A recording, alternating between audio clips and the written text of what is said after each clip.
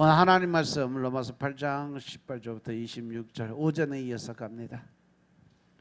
생각건대 현재의 고난은 장차 우리에게 나타날 영광과 좋게 비교할 수 없도다. 피조물에 고대하는 바는 하나님의 아들들에 나타나는 것이니 피조물이 허무한데 굴복하는 것은 자기 뜻이 아니요 오직 굴복해 하시는 이로 말미암음이라. 그 바라는 것은 피조물도 썩어짐의 종노릇한 데서 해방되어 하나님의 자녀들이 영광의 자유에 이르는 것이니라. 피조물이 다 이제까지 함께 탄식하며 함께 고통하는 것을 우리가 아나니 이뿐 아니라 또한 우리 곧 성령의 처음 익은 열매를 받은 우리까지도 속으로 탄식하여 양자될 것 곧 우리 몸의 구속을 기다리느니라. 우리가 소망으로 구원을 얻었음에 보이는 소망이 소망이 아니니 보는 것을 누가 바라리요. 만일 우리가 보지 못하는 것을 바라면 참음으로 기다릴지니라. 이와 같이 성령도 우리 연약함을 도우시나니 우리가 마땅히 빌 바를 알지 못하나 오직 성령이 말할 수 없는 탄식으로 우리를 위하여 친히 간구하시느니라. 아멘. 할렐루야. 우리 하나님 참 좋으신 하나님이십니다. 이 시간 하나님 은혜와 평강이 여러분들과 여러분의 가정과 직장과 사업장 그리고 여러분들 자녀들까지 하나님의 은혜가 흐르고 넘치도록 채워지길 주 이름으로 축원합니다. 아멘. 자, 우리 따라합니다. 나는 예수님 안에서 모든 사람들을 이해하고 용서하고 사랑하겠습니다. 자, 우리 말씀 선포합니다. 나사렛 예수 이름으로 명하노니 내 안에 가난의 영 채무의 영은 떠나갈지어다. 내 앞에 하나님의 축복을 가로막는 모든 악한 영들은 떠나갈지어다. 내 죄로 인해서 나를 떠나갔던 모든 영권, 인권, 물권은 속히 회복되어 돌아올지어다. 아멘. 내 안에 가난의 영, 채무의 영이 떠나 간 줄로 믿습니다. 하나님의 축복을 가로막는 모든 악한 영들은 떠나 간 줄로 믿습니다. 내 죄로 인해서 나를 떠나갔던 영권, 인권, 물권의 모든 권세가 회복되어 돌아온 줄로 믿습니다. 오늘 오전에 이어서 우리에게 나타날 영광이라는 제목을 가지고 말씀을 나누겠습니다. 로마서 8장 19절의 말씀을 보면 모든 피조물도 간절히 기다린다. 피조물을 고대하는 바는 하나님의 아들들이 나타나는 것이니 할렐루야. 그것은 아담과 하와가 범죄하였을 때 모든 피조물도 저주를 받았기 때문에 그렇습니다. 지금 자연의 아름답고 웅장해 보이지만 알고 보면 그 자연의 아름답고 또 웅장해 보이는 그 속에는 그 자연의 고통도 함께 숨어 있다는 사실 명심하시기 바랍니다. 썩어짐의 종살이를 하고 있다. 여러분들만 힘든 것이 아니라 여러분들만 고통당하는 것이 아니라 여러분들만 어려움을 겪는 것이 아니라 온 땅에 하나님의 피조물인 모든 것이 다 고통 속에서 살아가고 있다는 사실 명심하시기 바랍니다. 왜냐하면 인간이 지은 죄로 인해서 그들도 같이 하나님의 저주를 받았기 때문에 그래요. 그래서 피조물들이 주님의 날을 기다리는 거죠. 특히 하나님을 믿는 성도들은 더더욱 그렇죠. 그래서 하나님의 임재를 기다리는 사람이야.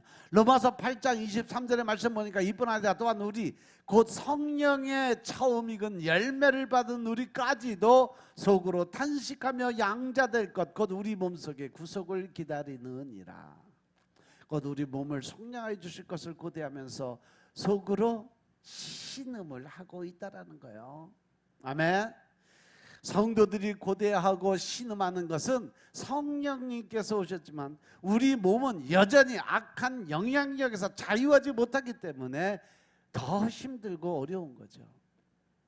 그래서 하나님은 우리에게 늘 말씀하세요. 내려놔라.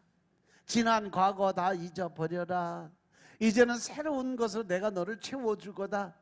그러니까 오전에 말씀드린 것처럼 고린도후서 5장 17절의 말씀처럼 이제 내가 너를 새로운 영으로 거듭난 영으로 새로운 피조물로 내가 다시 만들 거야. 그러니까 너는 제일 먼저 뭐부터 해라? 뭐부터 하라 그랬어요? 고린도후서 5장 17절. 이전 것은 지나갔다.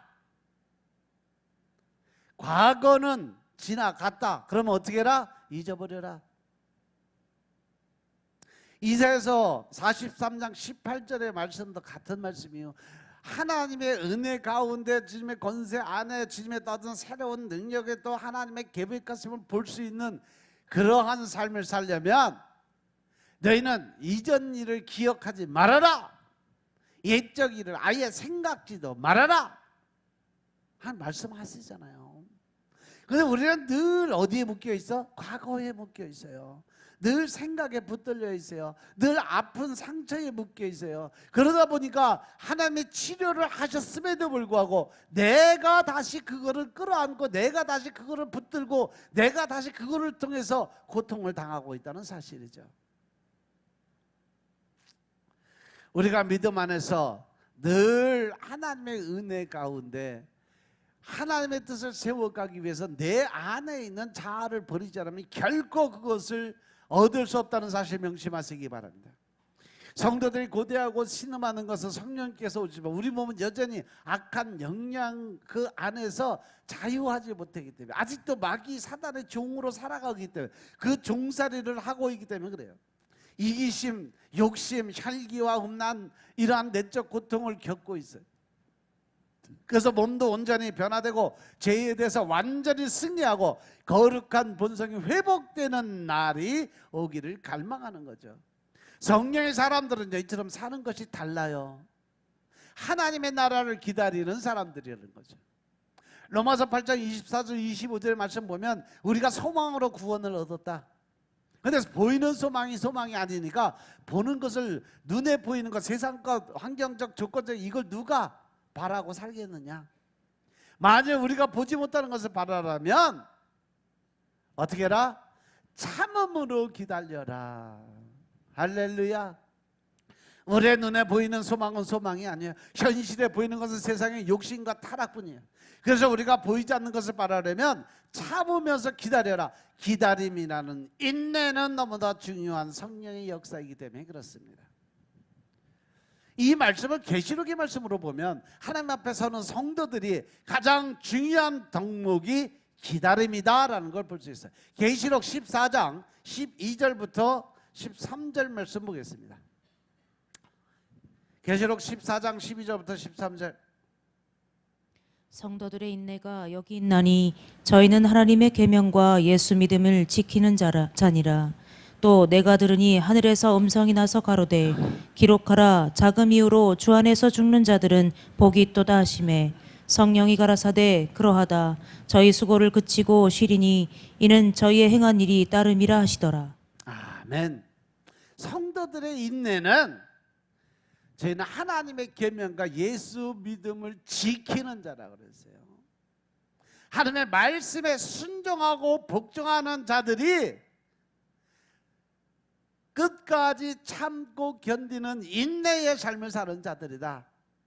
우리가 기다림과 인내가 얼마나 중요한 것이 깨달으려면 인생을 보는 눈이 열려야 돼요. 특별히 영적인 눈, 하나님이 말씀하신 영적인 삶을 살아가는 인생. 지금 보면 지글레의 정상에서 만납시다라는 책이죠, 그죠? 그런 성공이나 또 처세술, 자기 개발에 관한 책들이 얼마나 많이 나오는지 몰라. 근데 그들이 한결같이 인생을 산에 오르는 것이라고 비유를 하고 어떻게 하면 정상의 자리에 오를 수 있는지 그 비결을 알려주고 있어요. 그래서 수많은 사람들이 무조건 앞만 보고 올라가는 것만 생각하고 살아가니까 인생이 망가지는 걸 모르고 살아간다는 거죠. 근데 요즘 제가 얼마 전에 책을 한 권 봤는데 광야를 읽다라는 책이에요. 이 책은 한번 여러분들 다 봤으면 좋겠어요. 이 책에서 저자는 인생이 산을 오르는 것이 아니라 우리의 삶 자체가 광야 생활하는 것과 똑같다는 거죠.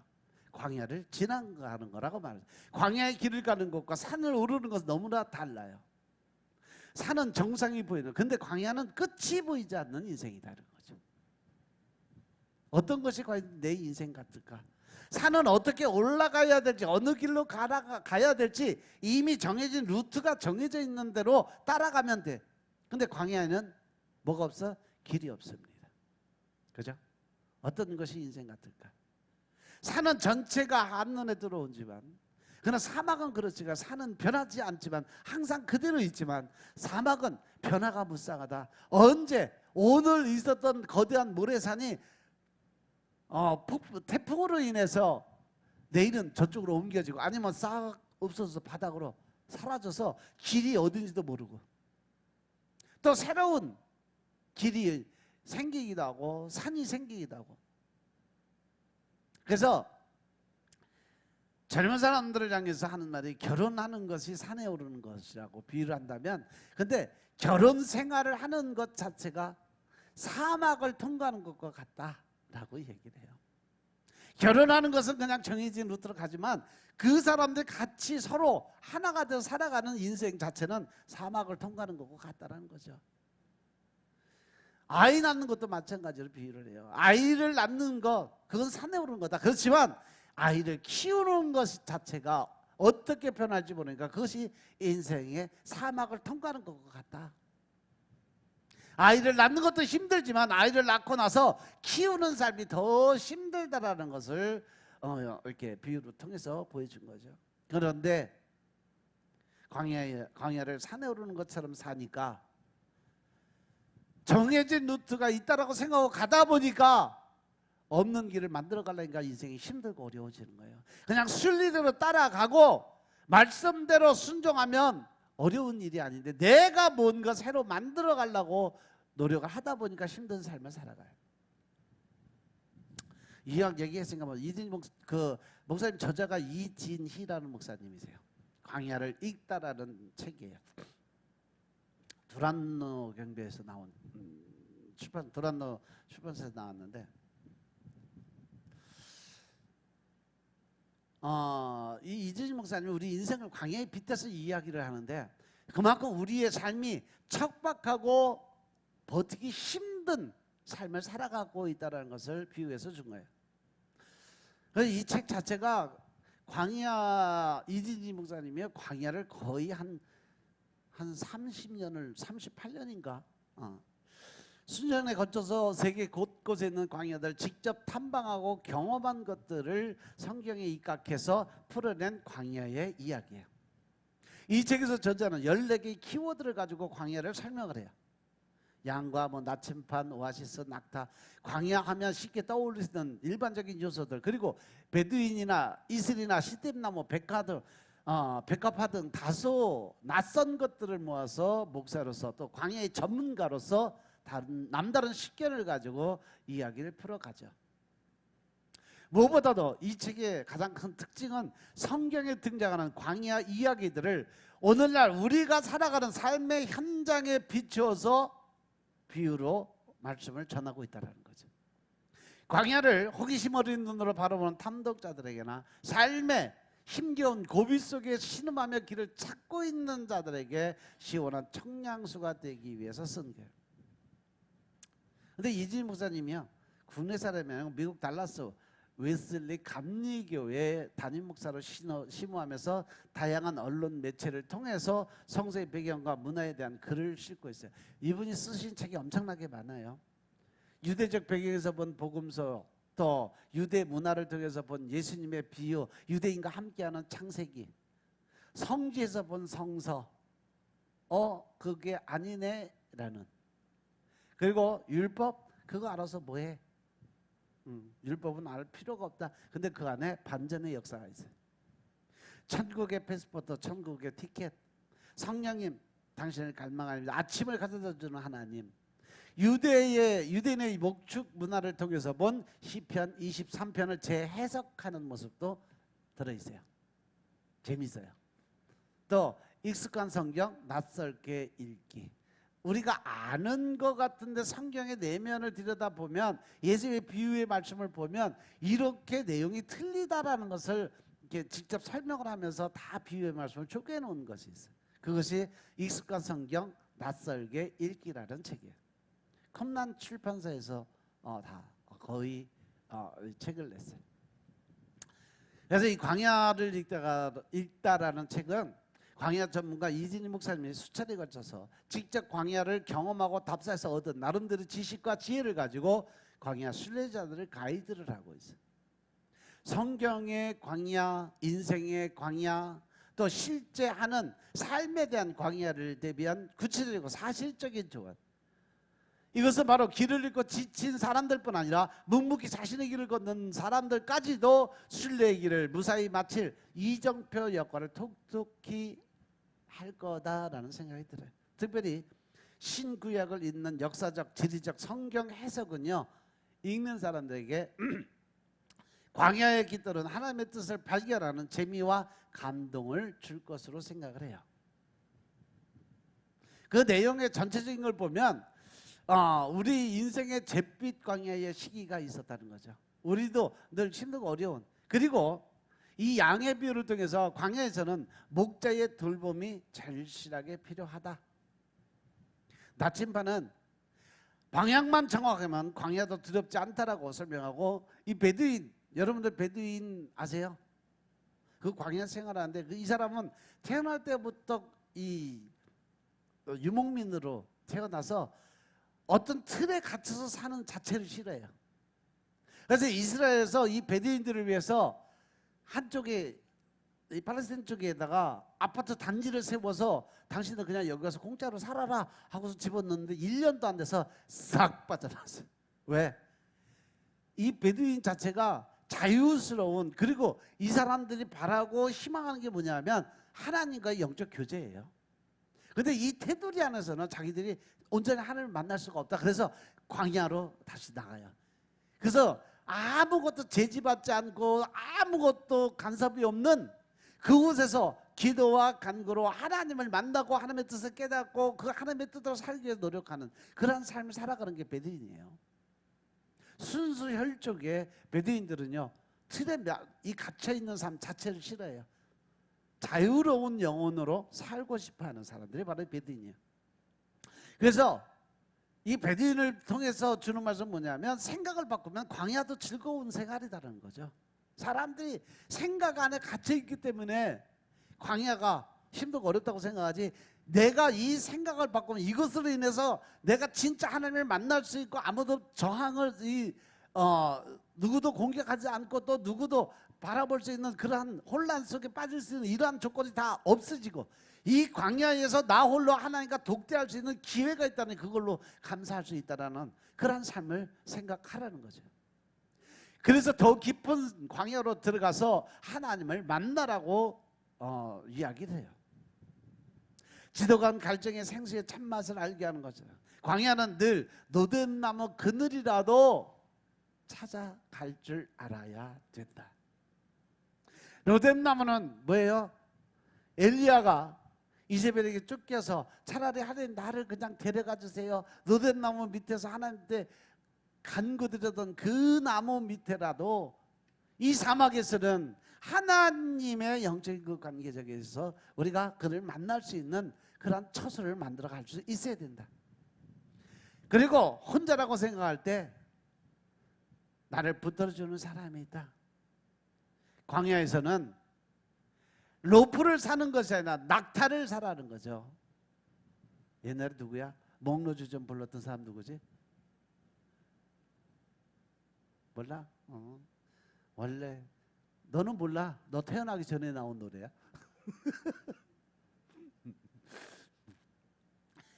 인생의 광야를 적시는 이슬 같은 은혜가 있다라는 거예요.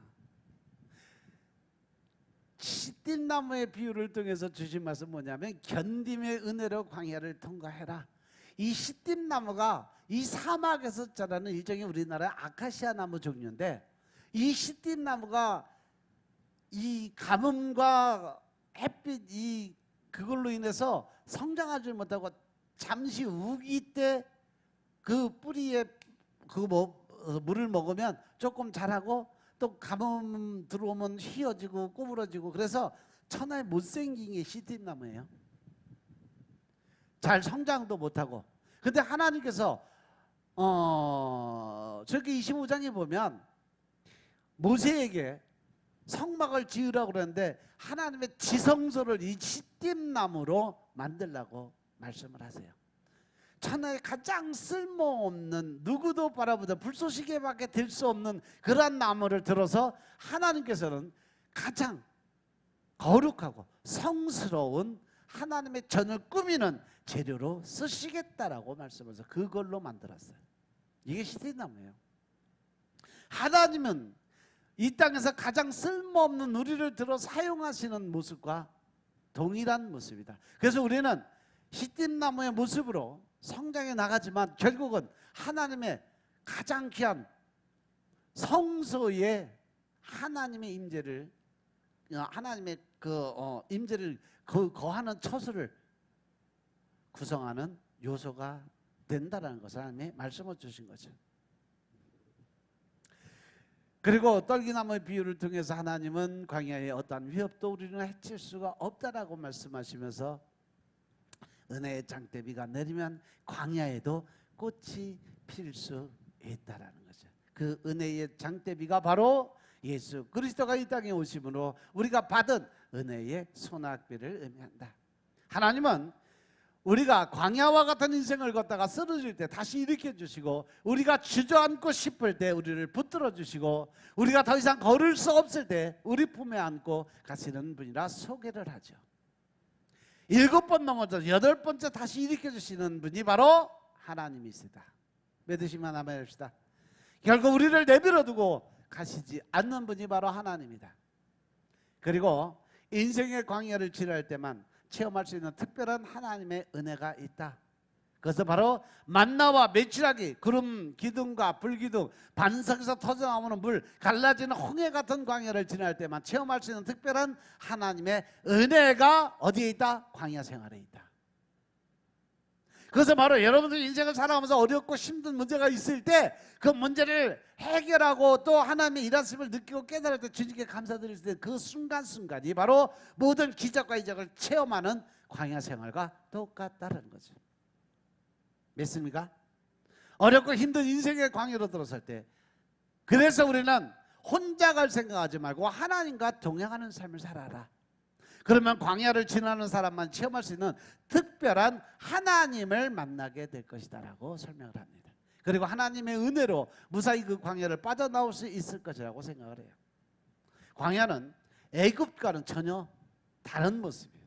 하나에서 10가지 다 다르고, 애굽에서 살던 것처럼 광야에서 살려고 하면 절대 안 된다라는 거. 이것은 만약 과거에 내가 살았던 그 생각 속에 빠져 있으면 현실을 타개해 나갈 수 있는 힘이 안 생긴다.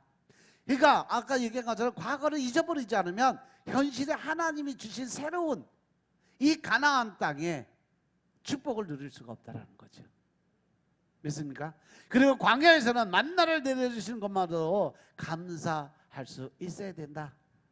아멘. 더 나아가서 장막에 머무를 수 있는 것만으로 감사드릴 수 있어야 된다. 작은 그늘을 드리는 로뎀나무만 있어도 감사드릴 수 있는 마음의 준비가 돼 있어요. 왜? 광야에서는 하루하루 살아간 것만으로도 내가 감사드릴 수 있는 일이 수도 없이 많이 일어나기 때문에 그렇다. 어떻게 되면? 생각이 바뀌면. 아멘. 그리고 광야에서는요, 축복의 장마비를 기대해서는 안 된다. 우리가 인생을 살아가면서 하면 어떤 커다란 축복이 한순간에 쏟아져 내릴 거라는 착각하지 마라. 이슬 같은 아주 작은 잔잔한 그러한 일에도 감사드릴 수 있는 마음이 있어야 장대비가 오고 소낙비가 내릴 수 있는 기회가 될 수 있다는 거예요. 광야에서의 목표는 오직 하나, 살아남아서 무사히 광야를 통과해서 하나님 앞으로 갈 수 있는 조건을 이루는 거다. 은금을 모으고 좋은 집과 곡간을 짓는 것은 가나안에 들어간 다음에 할 일이다. 광야에서는 그런 축복을 기대하면 절대 안 된다는 거죠. 광야를 지날 때는 황금이 아니라 생수를 달라고 기도를 드릴 수 있어야 된다. 이 말이 비유 말씀인데, 세상에 살면서 우리가 어떤 물질적 축복을 구하는 것보다 먼저 말씀을 먹고 기도를 드려서 하나님을 먼저 깨달을 수 있는 그러한 은혜가 먼저 임하게 기도를 드려라. 하나님을 먼저 알게 세상에 먹고 사는 어떠한 문제를 놓고 기도할 게 아니라 하늘의 만나를 달라고 기도할 수 있어야 된다. 고가를 태워달라고 기도드리는 것이 아니라 일용할 양식 매일매일 내가 영적인 양식을 먹을 수 있게 해달라고 기도를 드릴 수 있어야 된다. 왜냐하면 광야는 하나님의 은혜로만 살아갈 수 있는 것이 광야 생활이에요. 하나님의 은혜가 아니고는 하루도 견딜 수 없는 것이 바로 광야 생활입니다. 그래서 우리는 광야를 지나면서 축복 타령할 때가 얼마나 많은지 몰라요. 하나님의 은혜로 무사히 광야를 벗어나게 해달라고 기도를 드려야 되는데, 광야를 지나면서 축복 달라고, 물질적 축복 달라고, 재산을 불려달라고, 배부르게 해달라고, 잘 살게 해달라고 자기 욕심을 채우는 기도를 드리는 게 얼마나 많은지 모른다는 거죠. 나는 하나님께 드리는 것도 하나도 없이 매일 달라고만 기도하는 이러한 모습이 하나님이 진절머리 넌덜머리가 난다라고 말씀하시는 거예요. 가나안에 들어가면 큰 집을 짓고 살고 곳간을 늘리고 은금이 증식되고 소와 양떼가 불어나고 배부르게 될 것인데, 그러나 그것들은 우리의 힘과 노력만으로는 얼마든지 이룰 수 있는 거예요. 이스라엘 백성들이 광야를 지날 때 하나님께서는 하늘로부터 이슬과 만나를 내려주셔서 생수를 공급해 주시고 불기둥과 구름기둥으로 인도해 주셨어요. 이 모든 게 하나님의 은혜였어요. 하나님이 주셔야 받을 수 있는 것들입니다. 은혜는 위로부터 하나님이 주시는 것이고, 복은 이 세상에서 내가 노력해서 얻을 수 있는 것이 복이에요. 그죠? 우리는 복을 받지도 못해도, 복을 받지 못하고 살 수는 있어도 하나님의 은혜 없이는 살아갈 수 없는 존재인 것임을 깨달으시기 바랍니다. 복은 불편함과 관련된 문제예요. 그러나 은혜는 내 영생의 생존과 관련된 문제인 것임을 깨달으시기 바랍니다. 복을 받지 못하면 좀 불편할 수 있지만 하나님의 은혜 없이는 우리는 한순간도 살 수 없는 존재라는 것 깨달으시기 바랍니다. 광야를 지날 때는 복을 구하지 말고 은혜를 구하라는 거죠. 광야는 하나님의 은혜로만 살아남을 수 있는 곳이기 때문인 것임을 깨달으시기 바랍니다. 제가 처음에 목회 시작할 때 철없는 생각을 할 때는 교회를 빨리 성장시켜서 엄청난 큰 교회 담임 목사가 되는 것을 하나님의 축복이라고 생각해서 성전을 엄청 늘리는 꿈을 꾸고 엄청난 비전을 받아서 생각을 하고 기도를 드렸어요.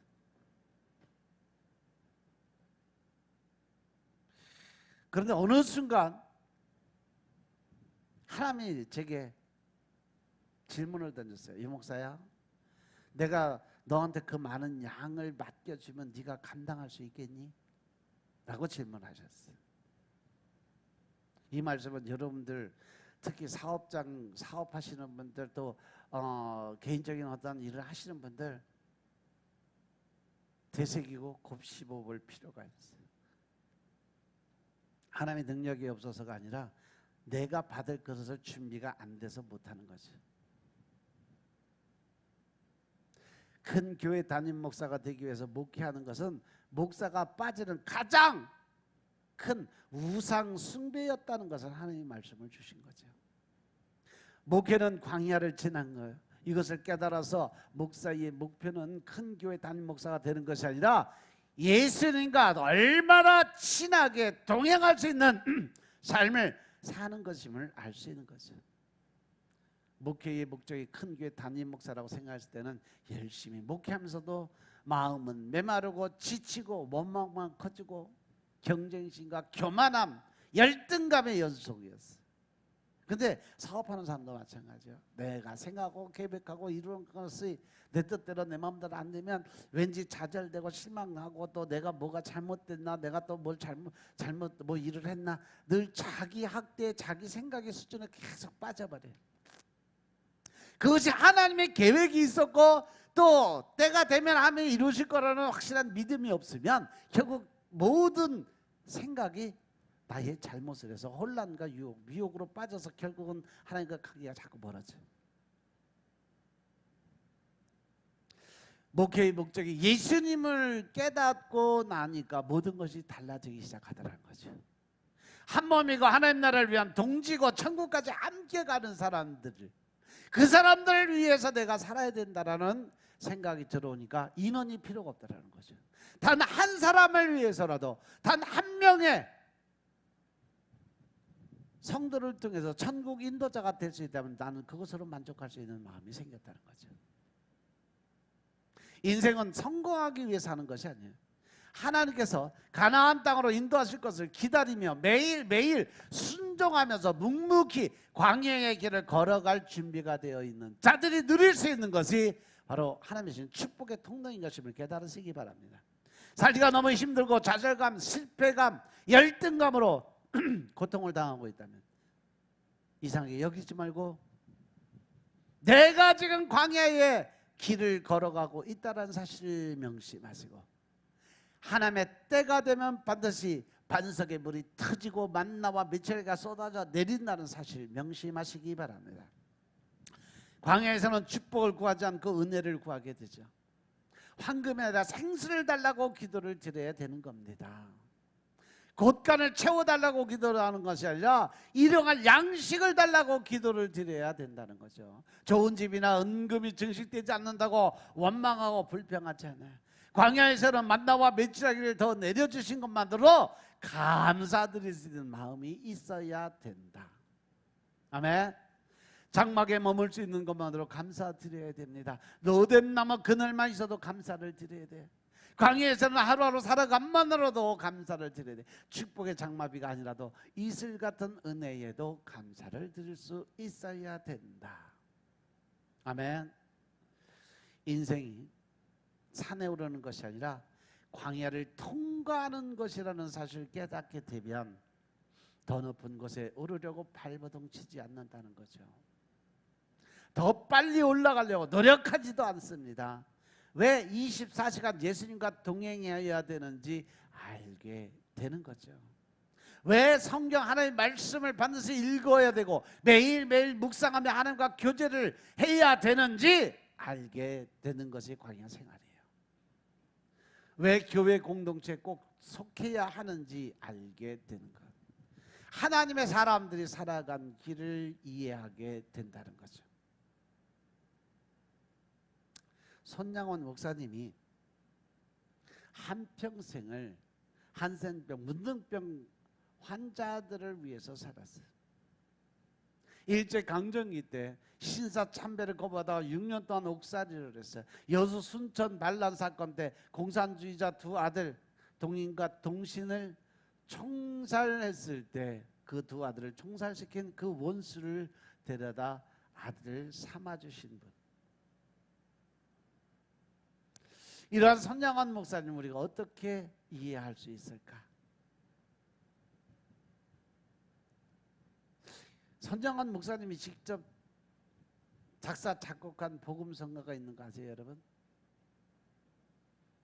워낙 오래돼서 아무도 모를 거야. 주님 고대가라는 찬양이에요. 주님 고대가가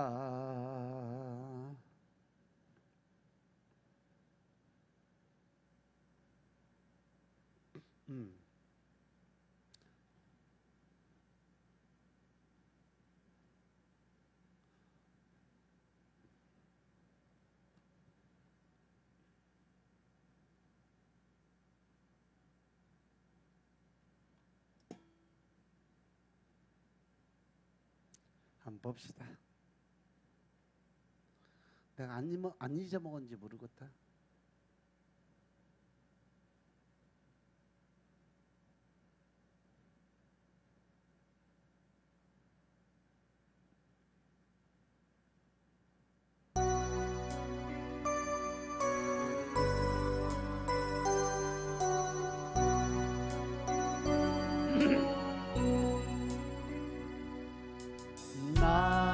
낮에나 밤에나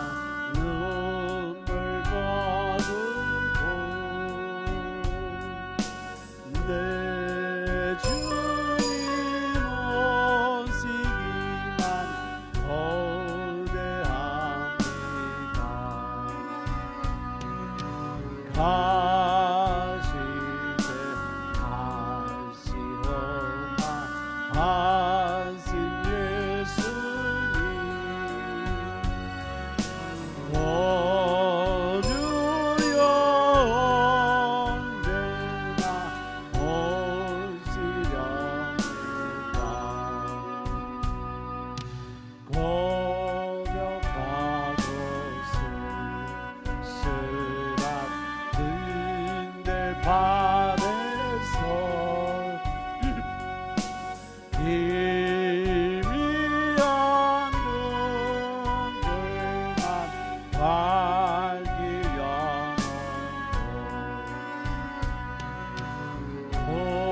보실줄만 거대하고 기다리오니 오 주여 언제나 오시렵니까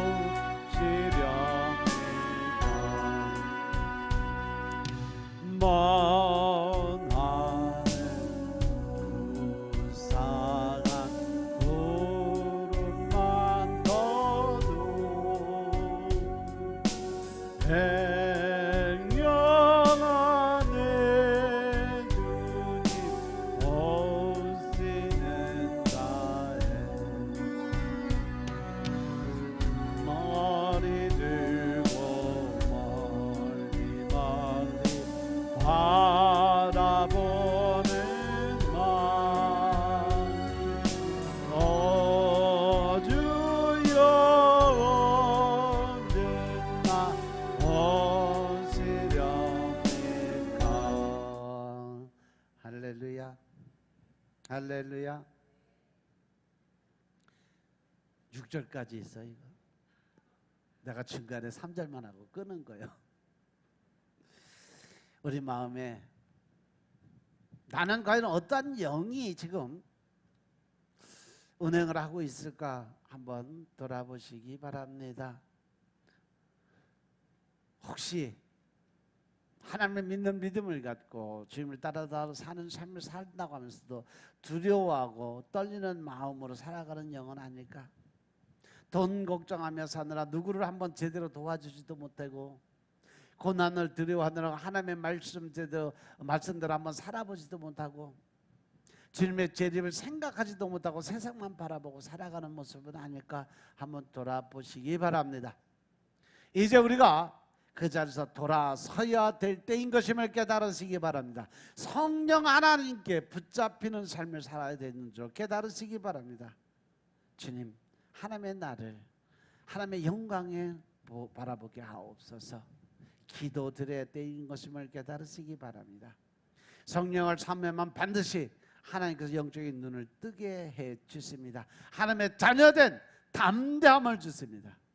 그리고 이제 움켜쥐기보다는 편안한 내 손을 펴고 남을 도와주고 베푸는 삶을 살게 만들어 주신다는 거죠.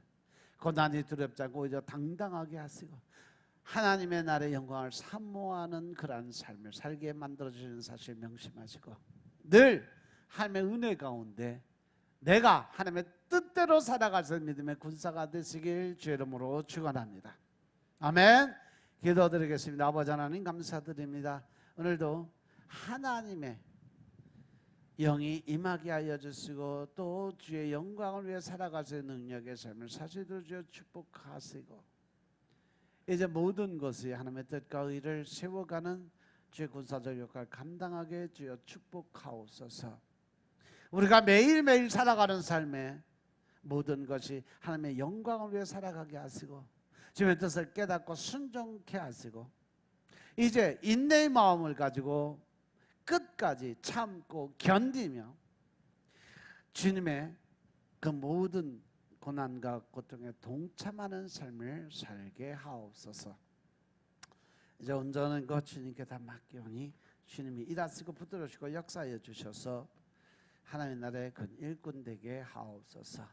모든 말씀 우리 주 예수 그리스도 이름으로 감사드리며 기도드려 싸움나이다. 아멘.